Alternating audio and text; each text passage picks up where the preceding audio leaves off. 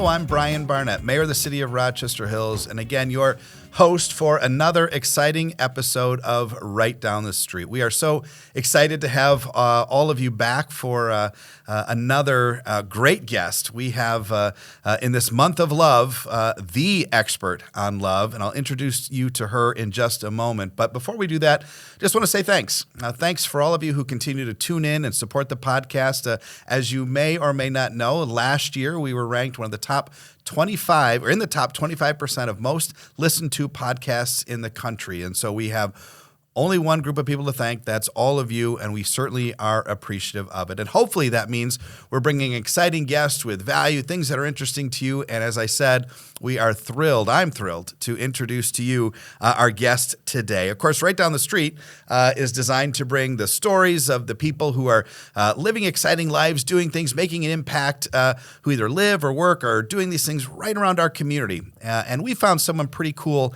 for this month of love. I want to introduce you to Dr. Terri Orbuch. She, you may have seen her in national headlines, maybe on the TEDx stage, or maybe just on the campus of my alma mater, Oakland University, but she's here with us today. She's not just any doctor. She is the love doctor. So we're gonna have some fun today. We're gonna dive into some fun things. Hopefully, nothing too personal over here. I'm gonna try to deflect to all of our other team members here. But we're glad to have you here. You have spent more than 35 years helping people find and keep love. You're a social psychologist, a relationship therapist, a distinguished educator. You spent your career connecting couples through one-on-one coaching. You've authored a few books, which we'll talk about. And of course, maybe on the exciting side, because of all those things, you've been featured on the Today Show, the View, NPR, CNN, Good Morning America, and now today, this exciting podcast Right Down the Street. Dr. Terri, welcome to the program. Oh, thank you for having me, Mayor Barnett. It's great to be here. Well, so let's get right into it. Okay. You are the love doctor. That is intimidating, exciting. I feel less than already. I'm concerned that you're already analyzing me and the way I'm reacting or the questions I ask. How does one get to become the love doctor? Tell me a little bit about your career path. You don't probably, as a 10-year-old, say, you know what I want to do when I get older. But how did you find this career path? Well, I grew up in a family that is very relationship psychology therapy oriented. My father is a psychiatrist, my mother's a therapist, my sister's a therapist, and my brother's in healthcare. Thanksgiving must have been very that's what I was interesting. Going to say. Dinner table discussions were wonderful. And by the way, as a sidebar, both of my children are therapists as well. Okay, all right. So there's something in the genes. Yes. So at 10 years old, I probably had that inkling. But I rebelled at the beginning. I wanted to be anything but the love doctor.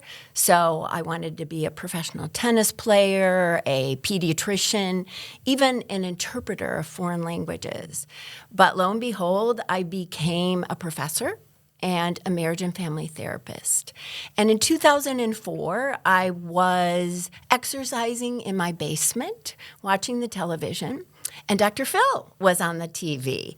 And he had a couple up on the stage, and he was telling the couples, never argue.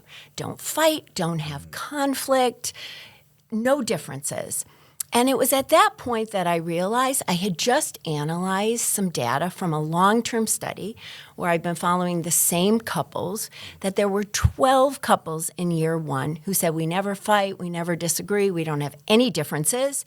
And none of those 12 couples were together in year three. So again, I realized there were all these relationship experts out there who were sharing and teaching myths, common sense notions about relationships and love. So I hired a publicist. I coined myself as the love doctor. I trademarked it. And ever since, I've been translating science and research, my own and others, into the public. That's so brilliant. Science can be fun and useful to everyone. Now, interesting story. Talk about that study a little bit, because you did one of the longest studies on sort of marriage and relationships and so forth. You talk about the not fighting thing. Any other really interesting revelations from that? And tell us a little bit about the study itself. The study The study is funded by the National Institutes of Health. And we started in 1986 with 373 married couples. And we've been following them now for over 36 years. Wow. And 46% have divorced. And another 4% have lost a spouse due to death. And we continue to follow those individuals over time as well, because I'm interested in dating and partnering, repartnering, and what leads to happy, healthy relationships again. I think one of the most surprising things, Mayor Barnett, that I found was that it's not the big things that matter, like the loss of a job or income or even children, that makes or breaks relationships, but it's these small things. And you really do need to sweat the small stuff in your relationships. So if you don't address, let's say, you think your partner isn't putting the toilet paper on correctly or the toothpaste, rolling up the toothpaste tube. You're hitting my big ones. I know, Yeah. and you're not alone. If you don't stop and communicate and address those little small things become bigger and bigger. And what starts out annoying, a pet peeve, becomes they're not listening to me, Sure. they don't love me. And those are the big things then that are really hard to unpack. So that was really surprising to me. The other thing that I just have to mention is affirmation. Affirmation is the degree to which you make your partner feel special, cared for, and valued. And you can do it through words, I love you, you're great, ooh, you look hot, or through actions. You can turn on the coffee pot in the morning because you know your partner needs caffeine. You can make them their favorite dessert. But every single day, the happy couples in my study did one word affirmation, phrase, or one action. And it's even more important for men to hear that, to get that from their partners than it is for women. Yeah. So that was surprising as well. Yeah. Normally, our podcast guests are just, you just listen and enjoy. Y'all should be taking notes, grabbing something to write on, because this is good stuff coming here today. I as I recall, I've done the love language test, and I think mine are, words of affirmation and physical touch, and those are things that usually move me. The words of affirmation are a huge thing for me, so I can relate to that. You said you're working out in your basement when you had this idea. Right. Were you married at the time? Yes, I was married at the time. So- I've been married 33 years. So by the way. you go to your husband and you say, Right. I am now the love doctor. You have kids at the time? I had kids at the time. Yes, 2004. I had both my kids. Yes. So does your husband go, you're what? Tell me how, and you start to tell people, I am now the love doctor. Right. How does that go over? Well, I think everyone thinks that I have a perfect relationship, which if you asked my husband, he would say, absolutely not. Well, I make the he's same by the way, he's mistakes. on next week. Yeah, right, okay. So just so you know. I'll have to prep him, by the way, first. But I make the same mistakes, the same errors. I get mad. I don't know how to handle my anger, my conflict as anyone else. It's just that I have the science, I have the research, and I can help my husband communicate better, and I can help my kids communicate better. But the other thing to remember, I think that I kept telling my husband, is that good relationships, aren't hard work, but it's consistent small changes every day. And I think that's what I remember, and that's what my husband remembers as well. But when I here's a great story that I should tell about affirmation. When I analyzed the findings and I found that men need that affirmation, that daily words or actions more than women, I immediately called my husband and said, "You're wonderful, I love you, you're great, you make my life exciting." And my husband said, "What do you want to buy?" So my husband has a great sense of humor. Obviously, I wasn't giving him the affirmation. That's really important either. So I learn from my research. Well, if I can give you any advice, the one thing I would say, I don't remember where I heard it, but someone once told me, sweat the small stuff because it's really important. Yes. See how I retain that? See how I retain that? That was good. Flip that right over. So obviously you've created a very impactful career. You've obviously we'll talk maybe a little bit about all the places you've been able to talk about your research and the impact of that. But you know, one of the things I imagine, as you indicate, that when you put yourself out there as an expert, there probably is a little additional pressure. You've written several books. You've written a book on maybe tell me something about, you know, dealing with your children's relationships and how to kind of deal with those. How that must be challenging for your kids as they enter the dating life. Like, oh, mom wrote a book. It is. Yeah, how's that go? It is. I think it's really stressful for my kids. The last book that I wrote, or the most recent one, is Secrets to Surviving Your Children's Love Relationships. And I think it is difficult for my kids because their partners or the people they're dating know that that's a high bar. It's a high bar. Or that, like you said at the beginning, I might be analyzing them all the time, or I have this notion of what they should or could be. So I think it is stressful. I think it's stressful for my husband. I think it's stressful for me at times as well. But I love relationships, both personally and professionally. And I talk a lot about relationships with my kids, and I talk a lot about relationships with my husband and friends as well. Speaking of relationships, you know, the landscape for finding love has changed a lot over the years from, you know, way back when it was sort of familial and you know, maybe even arranged marriages. You only married folks from maybe your church group or something to, you know, now it's neighborhood schools, colleges. Now so much of it is online, right? It's your first interaction is often virtual. How have you seen that change relationships in general? Are they more likely to be successful when it's a swipe rather than maybe a first date at a coffee shop or something like that? Tell me your reaction to online dating. Well, I think online dating is wonderful if you're busy, if you have children, if you don't have the time to do what I would call traditional dating, where you meet somebody, then you go out, then you come back, then you go out, then you come back. I mean, you really have the opportunity to chat and see information about this person before you even go out. And I encourage people to not stay online, but then do the phone and then do a Zoom or a FaceTime and then go out. So that helps. And I think in the 1990s, early 2000s, even 2010 up to 2020, online dating, everyone was doing it. But what we find now is that people are getting frustrated. They're getting tired. They're exhausted from online dating. And what we see now when we look at statistics is that people are less likely to do online dating, and they really want in-person dates. Interesting. Is that like a post-COVID sort of thing, or is that? I think it's post-COVID. I think people are, when they're online, they have what I call FOMO. When you have so many options, so many people to look at, you always think the next person is going to be better. The grass is always greener on the other side. By the way, if you are online dating, I would encourage you to stop if you find somebody and develop that relationship. Build it. If you find somebody who's great, wonderful, and has similarity in those key life values and goals that you have, stop and build that relationship. Yeah, good advice.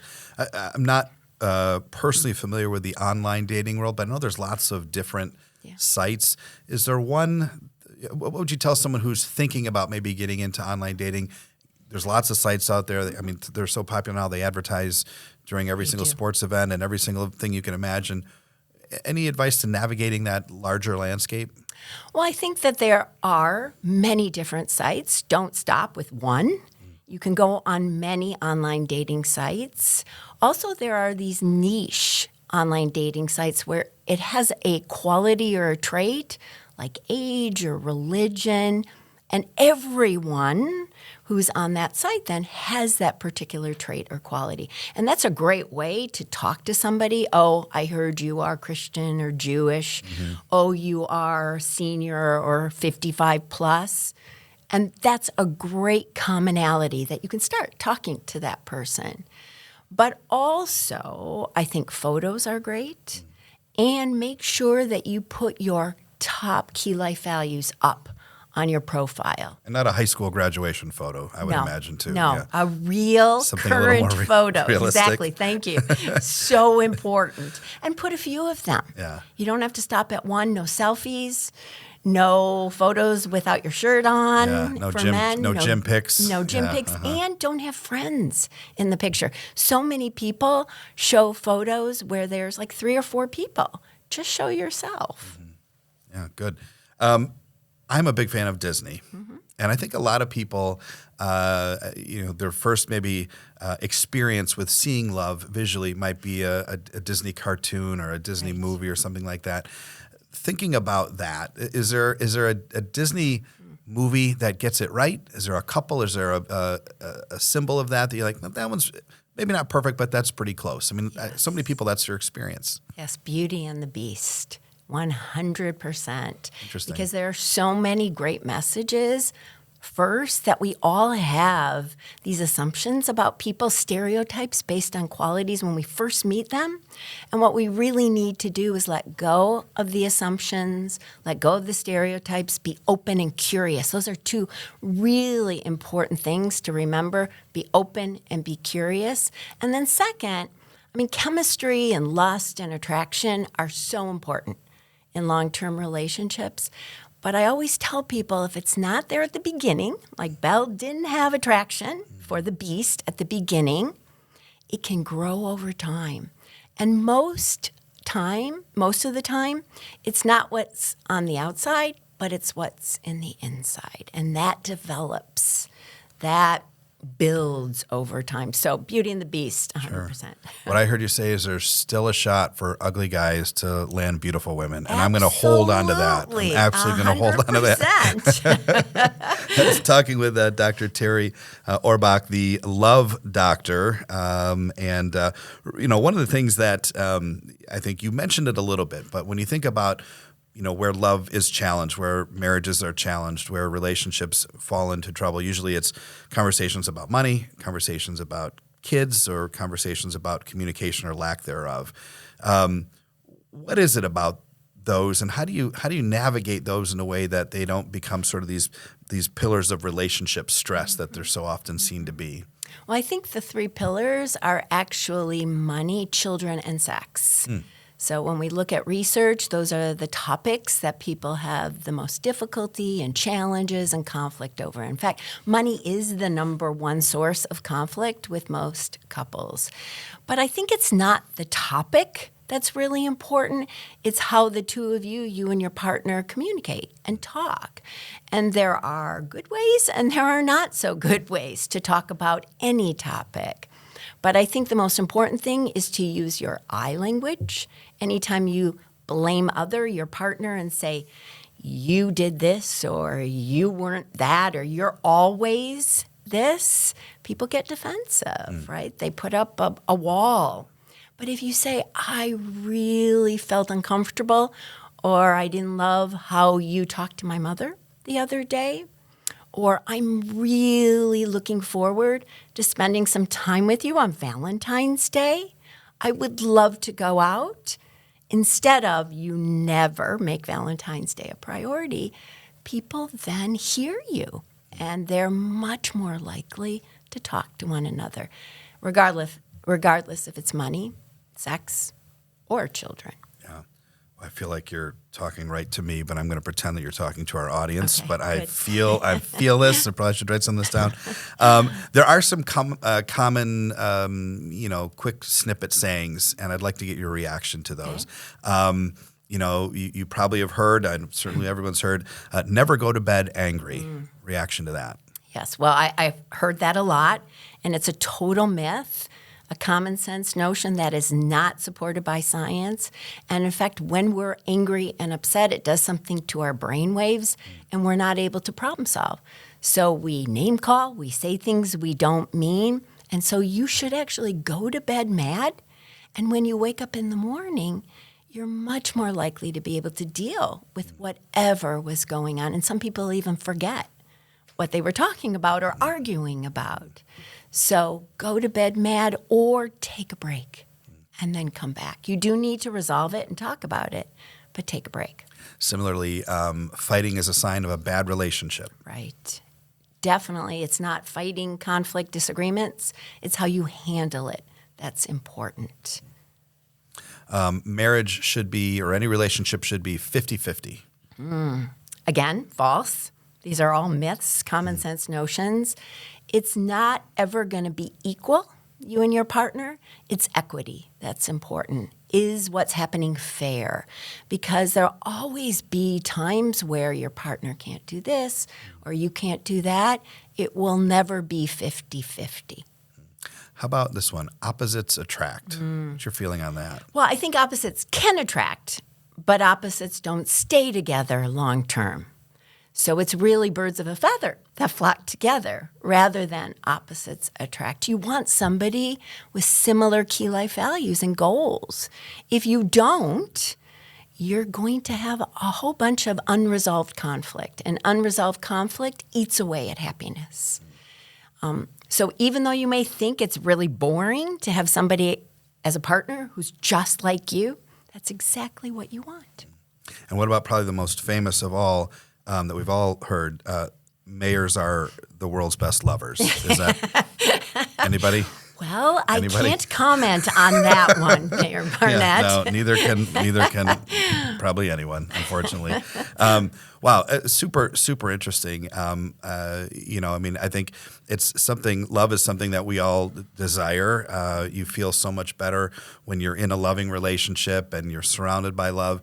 Yet I think so often we don't think about working on it like we do a resume or the to-do list that we have for our home or for the things that we want to get done professionally. And so it's nice to have someone cause us to pause and think about the importance of investing in those relationships because of how much it impacts your overall psyche and your ability to just want to be someone that people want to be around. Absolutely. Thank you for letting me share all this great information about love and relationships. And like you said, love and relationships, good relationships, are so important physically, psychologically, emotionally, so important. And the other thing to remember is that we all deserve love and a good relationship. Yeah, that's exactly what my back tattoo says. So deserve? You nailed it.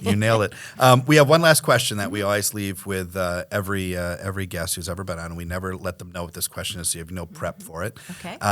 But it's a two-parter. If you could have lunch or dinner with any individual, alive or past, two parts, who would it be and where would you take them? It would definitely be my grandmother, who came from Poland, didn't speak English, and she said that I was going to be cooked or never was going to be a good partner if I got my PhD. But after I did, she told me she was wrong.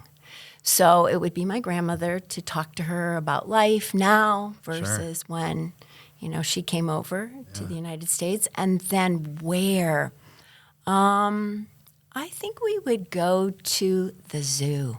Interesting. My grandmother didn't have the opportunity to see a lot of different animals, but she read books about animals and she loved dogs and cats.